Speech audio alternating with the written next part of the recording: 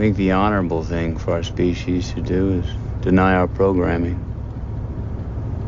Stop reproducing. Walk hand in hand into extinction. One last midnight, brothers and sisters opting out of a raw deal. Do not trust any friends or family members. I repeat, do not trust friends. So, how are things, James? Good. Yeah. Good. All right. Yeah. Good. Did you hear that Diamond Comics distributors declared bankruptcy, or they're filing for bankruptcy today? So they're not like... you mentioned that. They were sort of the only game in town type of deal, bit of a monopoly. Little bit of a monopoly. Lately, though, all the big publishers, Marvel and DC, they moved away from Diamond. They're working with Penguin Random House. Penguin's the king. Yeah, DC. I forget who DC went with, but they fucked off during the pandemic. And Marvel ships through Penguin Random House, but Penguin Random House fulfills orders for Diamond. It was like a weird fucking stupidity march. The people who are really going to suffer, I think, are, well, obviously retailers, because this is an incredible, like, if Diamond goes under, it's gonna fucking crater the small press market, and also, like, where do you want to get all your googly heads and your stupid statues and your ridiculous nonsense? Like Diamond Comics Distributors was a one-stop shop for all that stuff. And so if you want to get those things, then you have to order them individually from each of the various sellers, and they're going to have minimum quotas and blah, blah, blah. Like, it's just going to hurt the entire industry if they go under. And yeah, you're going to have to really buy big deal. Or you're going to have to buy from retailers that stock that type of thing, like a bigger place like a 401 Games or a toy store, in which case you're not going to get any fucking deals. Yeah, I suppose so. So, yeah, I mean, that news hit today, and some people are obviously very concerned. I haven't talked to my local comic shop about how they feel about the matter, but things have been fucked for weeks. Diamond closing one of its warehouses, I think it was in Cleveland or shit, don't quote me on that. And then they tried to just use a single hub, and they just been missing shipments and sending bad invoices and basically just shitting the bed, and retailers throughout the holidays were just losing their hair. Jesus, that's about as bad as it can get. Yeah, it's not so great. It's not as bad, however. I was gonna say. Speaking of bad as it can get. Yeah. What is bad as it could get, James? Well, a little book we like to call Alien Earth War, or Alien the Female War, which, by the way, I did have a note on why that they had two names. Yeah. Anyway, we can talk about that. I'll say it right now. After Alien 3 came out, they killed Newt and Hicks, and so they had to rename these characters. And like in the reprinting of this story, so it wasn't about Newt anymore. It was about like whatever, and it wasn't Hicks anymore. It was some other dude. How they kept Ripley in this story and still had Alien 3? Ripley was supposed to be a synthetic in this story. Okay, there we go. Yeah. It turns out that like cluster fucking is like an old pastime for the Alien franchise. Yeah, post 1990, yeah, for sure. Which, speaking of which, this came out. It's 4-issue miniseries. Big issue. Written by. Yeah. From Dark Horse, written by Mark Verheiden, illustrated by Sam Kieth, colors by Monica Livingston, covers by John Bolton. Great covers. Really, I don't know. A little stiff, I have them at the back. Yeah, like very Giger-ish. Yeah. If I might, you know what I mean, as a compliment to the artists. Yeah, because it's actually quite rare to get that. And John Bolton's a classic hand. One of those comics painters that existed before it was popularized by fucking what's his nose, Kingdom Come, Alex Ross. Yeah. And 4 issues, June to October 1990. So these are, we've got Alien, comes out 1979. We got Aliens, comes out 1986. And then we're not getting really this Aliens spin-off material until like 89. And this is the third. That's late. Yeah, it is late. Yeah, so. And I don't know that this was Verheiden's best work. He's pretty well thought upon in the alien sphere, comic wise. Yeah, I think I've read be. better. Yeah, I just don't know that this was his thing.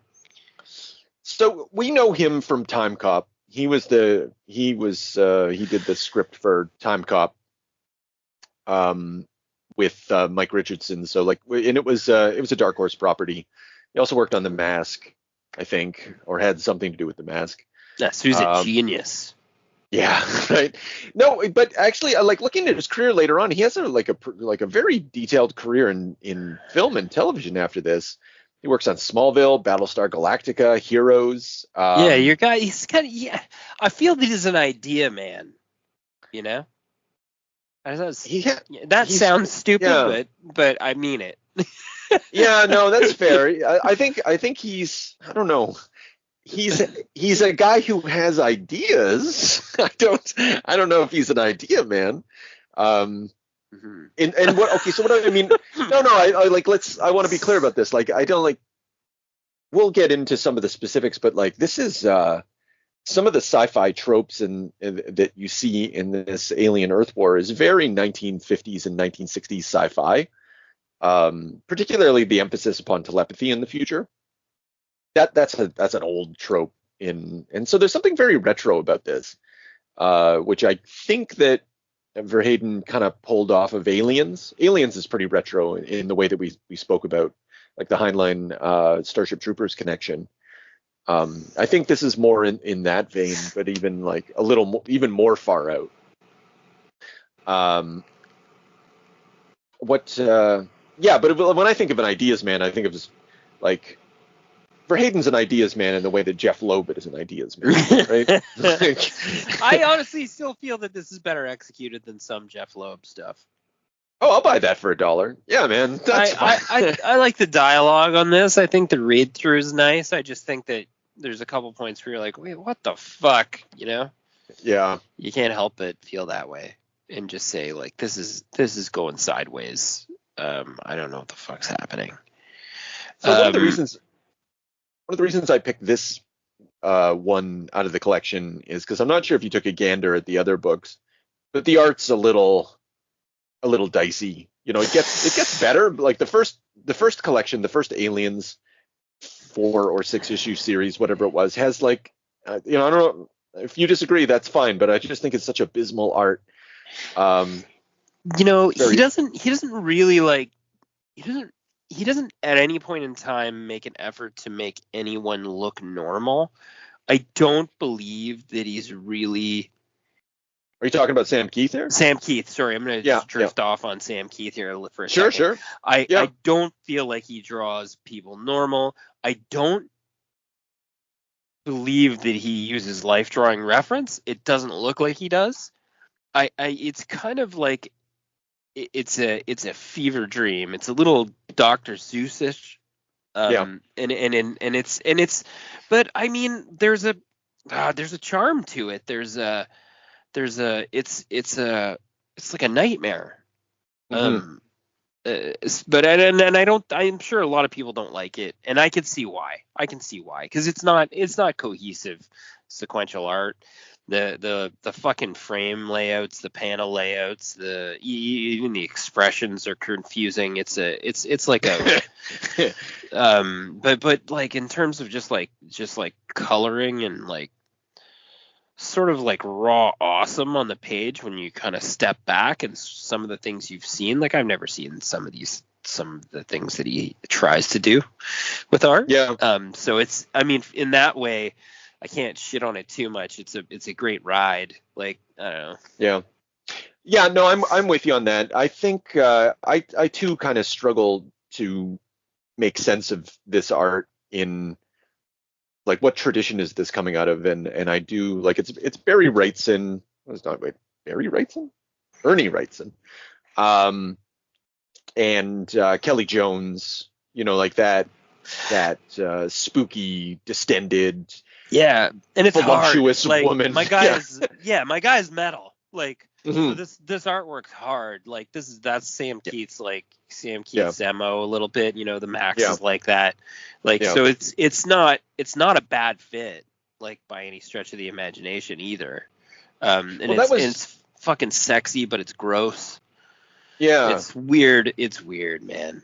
That was again. That's why I picked it, because the other illustrators, like they don't do the alien well. Like the only other thing in these early Dark Horse collections that I like to look at is, of course, the Kelly Jones story. I don't know if it's in any of the collections that you have, but I'll go look.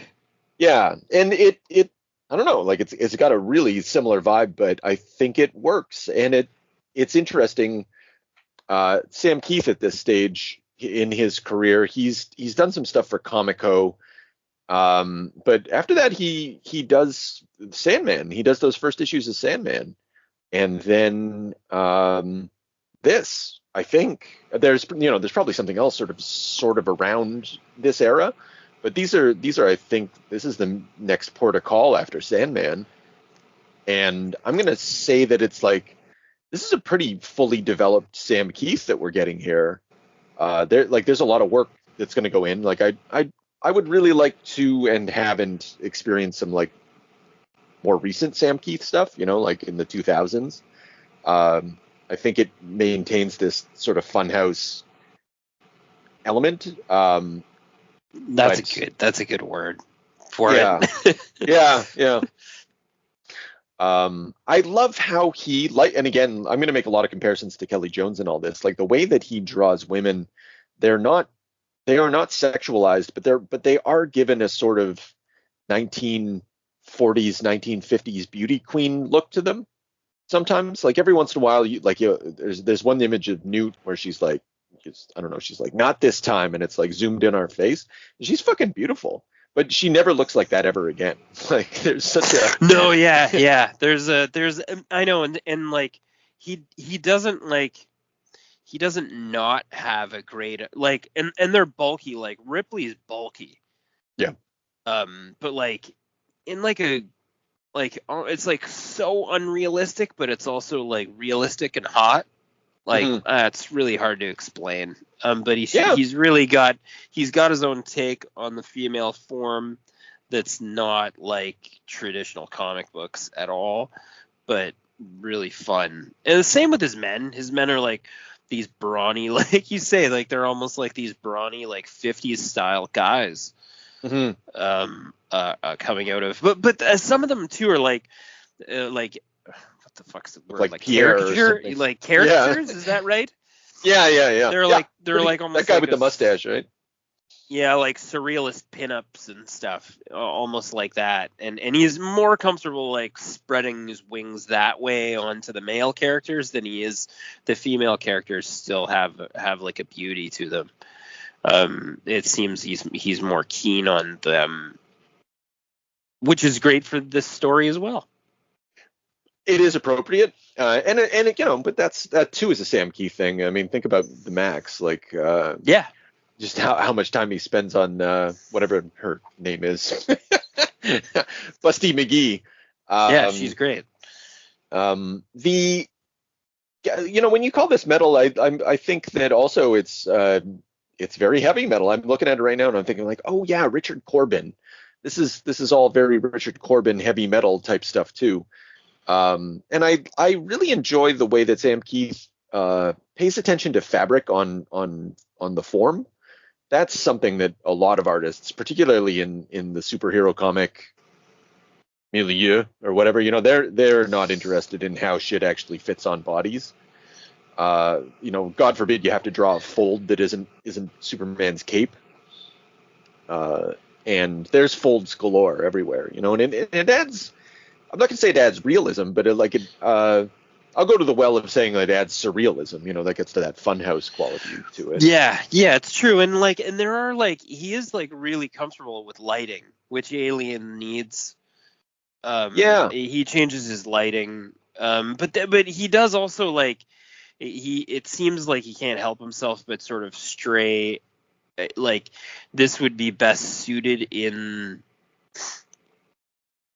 dark corridors.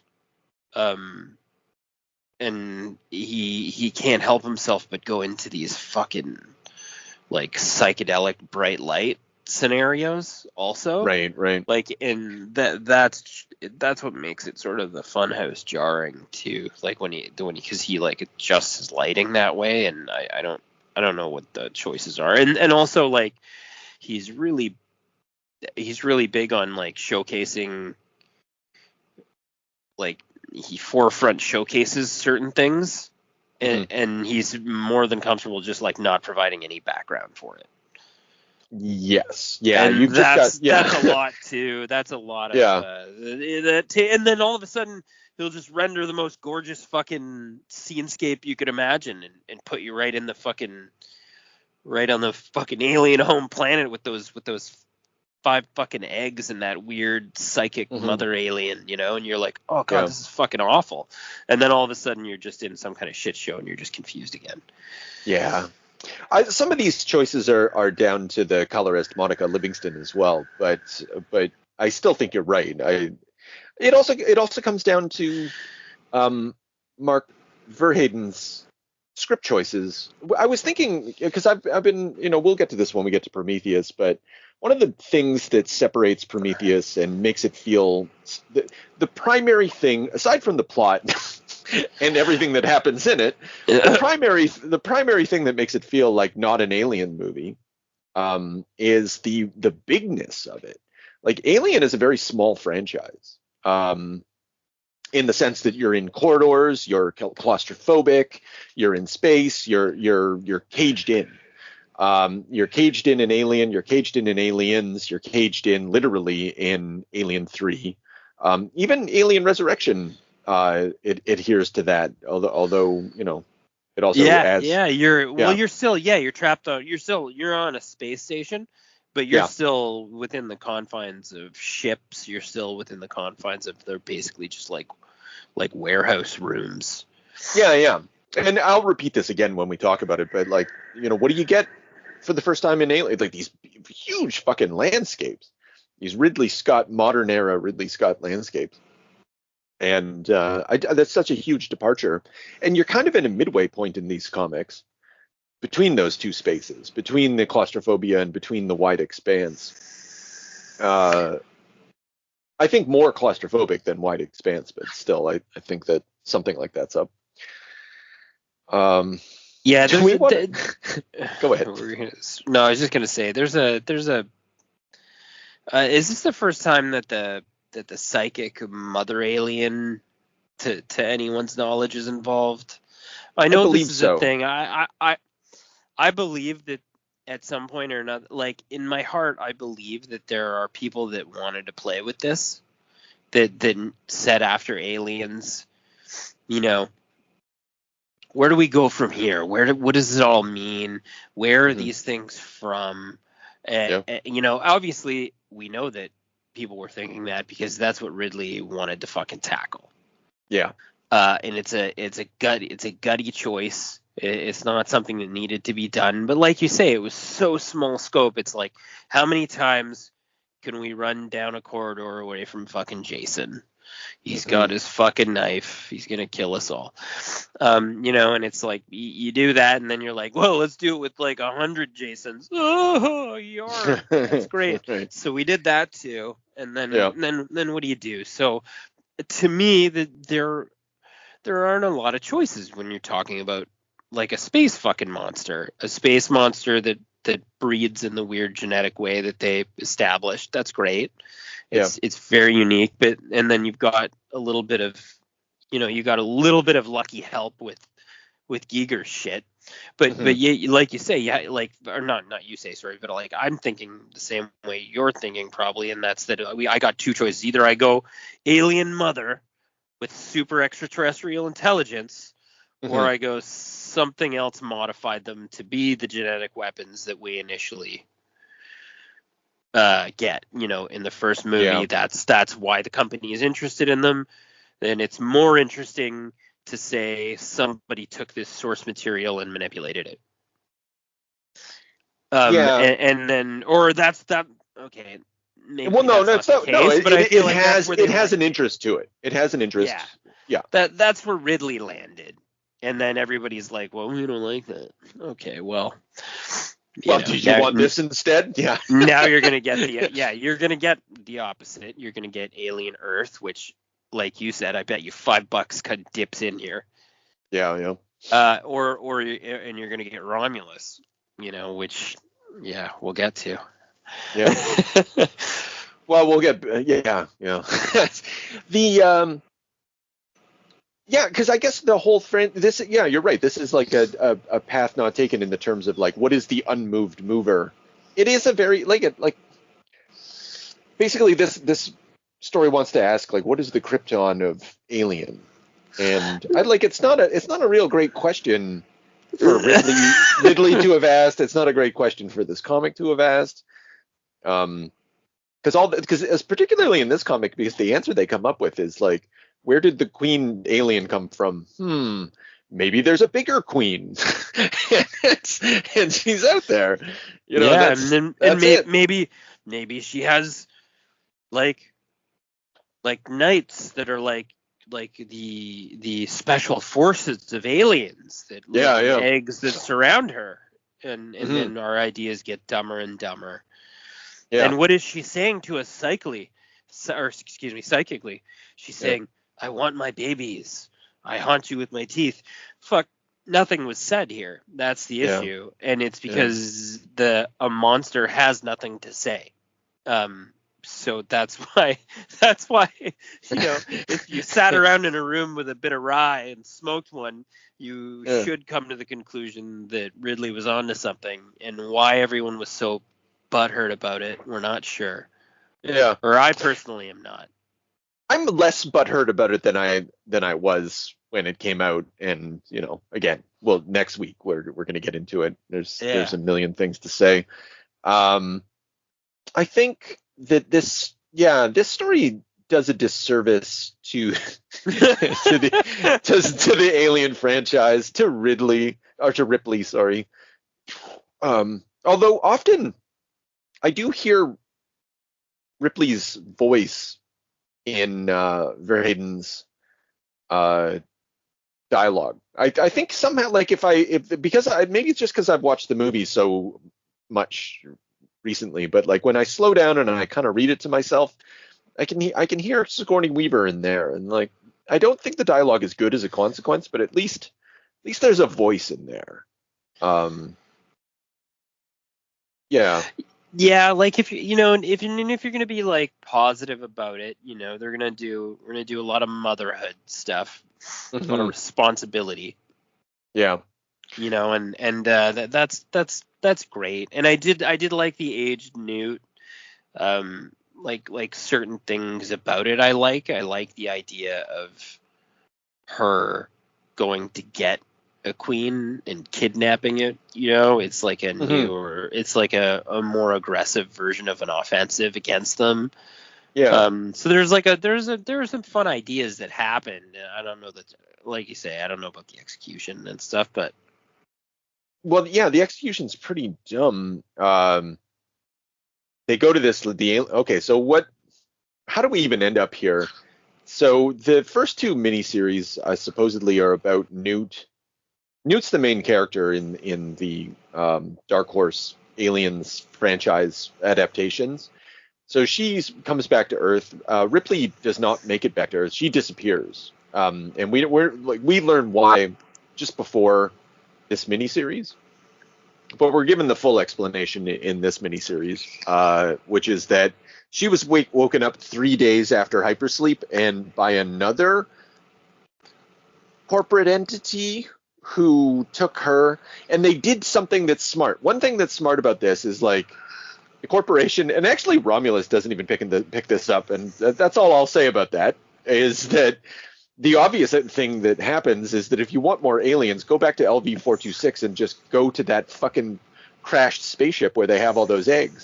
Who cares if they blew up the Hadley's Hope or whatever? That shit's still out there. And so it makes sense for the corporation to just go to the old crashed spaceship and get some alien stuff. So Ripley ends Yeah. up stuck. Not to doing mention that. the fucking eggs were on a ship, right? So there's Yeah. a good chance, despite being damaged, that the ship has some kind of explosive shielding or radiation shielding. It might not even been within the blast radius of the explosion. Like we don't know. We don't actually know where the ship was in comparison to the. No. Dead So Hadley, why so- it was like far away on a grid system, right? Yeah. So it's entirely possible that okay, fine, maybe background radiation's all fucked up, but it's a big shitty landscape anyway, and everybody's in spacesuits. Anyway, so the nerd in me is like, why didn't they just go to the spaceship, get some more alien shit? So this comic intelligently asks, what if they did? And nothing good comes of it. The Earth gets overwhelmed, and Newt grows up in an insane asylum because nobody on Earth believes her. And I guess the company covers it up or something. I don't know. Yeah, I know. And that's the other thing this book's like suffers from as well, is just riffing a bit too hard on the exact same like predating plots. Yeah. Like, because And- that's exactly what happened to Ripley and Aliens. Yeah, The same yeah. thing with like Alien, like, or the same thing with like Ripley and Newt and Hicks. Not this again. Yuck. Like, Yeah. okay, I mean, yeah. I mean, it is a little far fetched, but there's got to be. I don't know.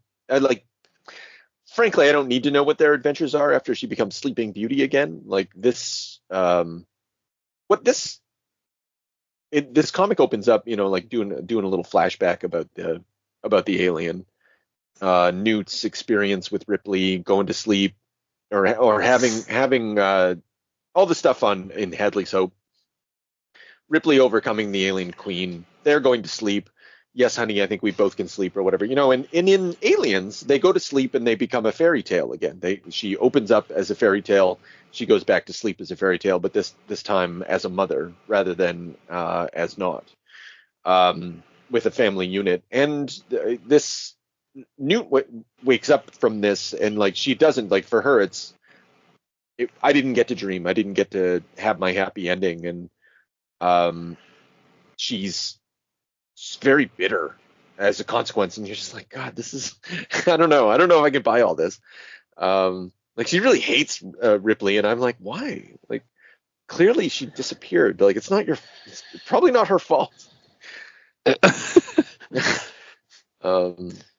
Yeah. Anyway, there was a larger thought in there. I guess this book wants, like, it just short circuits that whole fairy tale element, and it's just like, no, actually, it just became more of a nightmare, and it got worse and worse and worse. And everyone's being psychically contacted by a fucking mother monster alien from another planet. Which, if a monster had that kind of psychic ability and range, how fucking deadly would it be? That's so stupid.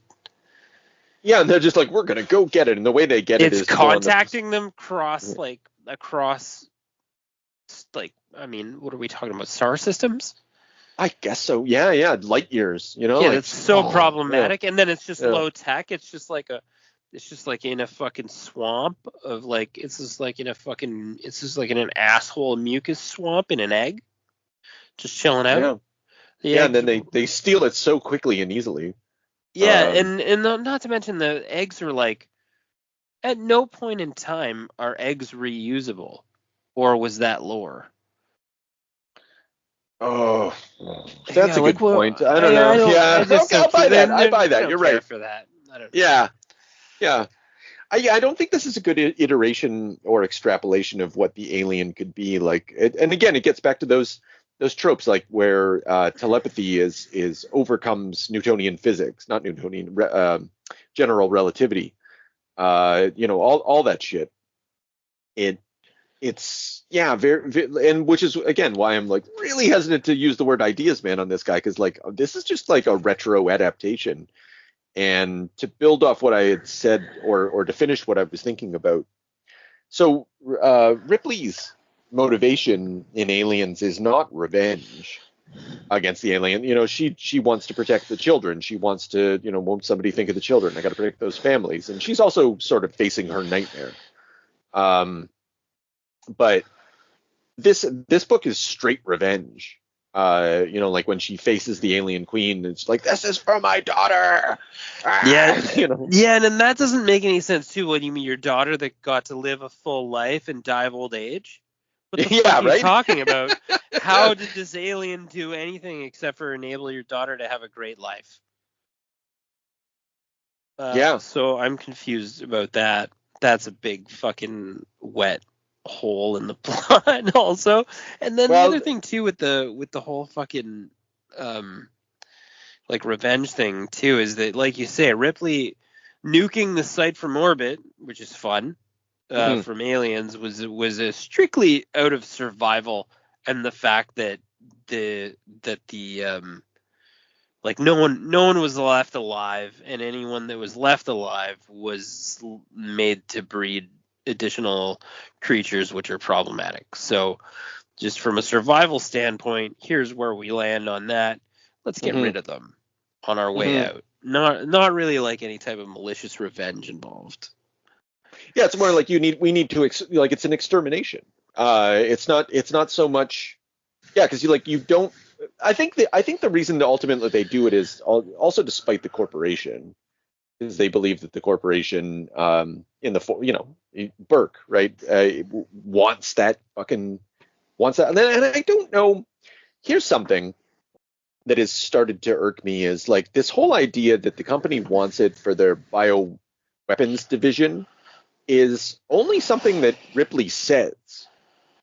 That she just says that it's probably for the, but that's never confirmed. Even Burke doesn't Didn't she specify. get that? Didn't she get that from the first movie? From speaking with Yeah, Mother, or no, is the she? corporation wants It's it. implied. The Well, corporation wants it, and yeah, there's but lots of other things. she got minimal info though, right? Like we're talking Yeah, like all other considerations secondary, crew expendable. That's it. yeah, That's all she got. She didn't know that they wanted for bioweapons. She just knew that in the case of like a bunch of space truckers, like, sorry, in terms of like Walmart employees, you guys are expendable if we can get that sample. yeah. We've got like a bona fide fucking alien. We've learned, but they're already ready to throw the. I guess I was just thinking of like medicine, right? I was thinking of pharmacies. I was thinking about like what would you actually do with one of these aliens? You'd never try to, like, alien resurrection style, try to like tame these animals. Like, when do we ever use lions as dogs, right? That never happens. We have dogs for that. We might, however, put a lion in a cage to look at it, or we might study it. Like, maybe a lion's a bad example for pharmacies, but maybe you It's get my true. It's point. the same thing as You know? like animal like using animals is like even like as a fun Jurassic Park. Also, love Sure. Walmart employees.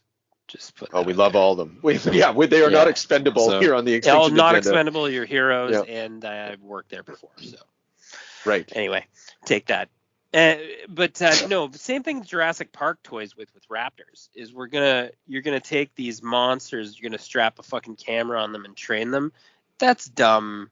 Yeah. You don't do that with dangerous animals. You can't do that with dangerous instinctual animals, or else we would do it, and we'd be a weird culture of humans that ride around on mythical beasts with cameras strapped to their head that have all been amazingly trained by our fucking intuitive genius.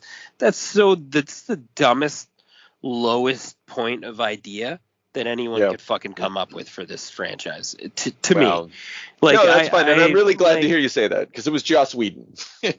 no, fuck off, Joss Whedon. Yeah. Anyway, so Yeah. it's just like it doesn't make any that's not, if you're gonna take it, dissect it, and use the fucking DNA material for other things, like, honestly, and that's where if you're Back to gonna, Prometheus. yeah, you're gonna go to Prometheus, even you're gonna go with what I think Romulus sort of started spinning off a new Yeah, it did did. a Yeah. new riff off that, where they, Mhm. anyway, we'll get into that. But yeah, Yeah. it was a good idea. It's a good idea. There's your idea, you know. Yeah, and this one doesn't have any of those ideas. It's like we're gonna like I don't even understand why it wants the alien. Like they're like we're gonna capture the alien and we're gonna bring it back to Earth, and you're like, why? I don't. What's the end game here? Like, I'm sure it's explained, but I still don't understand. Or she's 'Cause gonna lure them all in and blow them all up again. oh, that was the thing. Yeah, so we can But nuke they're them from orbit. so comfortable. Yeah, exactly. You're gonna do that Yeah, again. And they're yeah, so comfortable leaving Earth. Like everyone's just cool with it. They're just like, oh, let's go.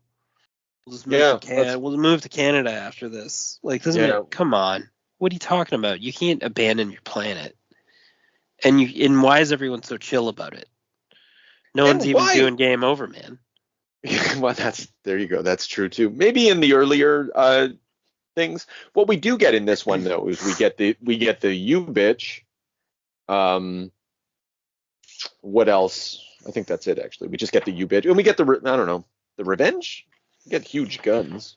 Is that the only? Well, the nuke from orbit, I guess. Yeah. And we do get a little bit of I don't know, like the alien is presented as this avatar of death. Just perhaps that terrible sheer finality is the only thing they truly understand. The alien is presented as almost sort of a death cult, but I don't buy that because the mother alien is like she's calling her babies back, but like why? Like it doesn't hang together. It doesn't make any like coherent sense. And on Earth, where the aliens are, humans have turned into zombies for some reason. I don't get that Oh either. yeah, I don't understand that. That's never really Yeah. explained. Or they just, I mean, like, unless they're just like they're sort of like savage rapist cannibals, and it's like the road. I don't know. I think I it don't. says something to the effect that like the aliens, something about them, like the population sort of converts itself over to them, which might be another like the zombie elements of Prometheus. It might be kind of prefiguring some of that as well. I don't think there's an influence, but there is a parallel that I Yeah, did. there's an almost idea there. That's Yeah. fun. And then rescuing another little ginger newt. Yeah, there we go. That was Yeah. sort of stupid. I'm not sure why we're doing that again. Also. Yeah, well, because like these are the tropes. So Verheiden's he's writing in like, what are you gonna do with the aliens? Like honestly, like I do gotta hand it to him. I gotta hand it to the Somali pirates in this instance because like what would I do? What would I possibly do with this franchise? Like I have no ideas. Never did. Sometimes I like to pretend like. Yeah, I know what you mean. Like, you think you would do something like this and then just sit back and like smoke one, just be like, fantastic. I don't know. You gotta produce pages, man. You like the thing with comics is you can do. This is prior to the days of decompression. This is when even at this point it was like the idea that if you got 22 pages of comics, you're gonna Claremont that shit. The image revolution is still kind of happening in the background. Actually, 1990, I don't even think it's happened yet, like strictly speaking. And so, like the mode of comics making in this is very compressed, and so you have to produce a lot of plot and a lot of shit, like for every issue. And I think Verheiden is burdened by that, and as a consequence, like just spins his wheels and crashes into a fucking garbage can. Takes us all with him. Yeah. That said, though, once I got into this thing, man, I kind of liked it. I think it's dumb, and I don't recommend it to anyone unless you're like a real alien aficionado. Yeah. If you're out there like me, buying like aliens, like O'Bannon redos of graphic novels, and you're a huge fucking fan to the point where you're doing Marvel Aliens comics and shit, then yeah, go and do this. That's a low. This is a way better place for your time, I think, even if it's as bad as we're saying.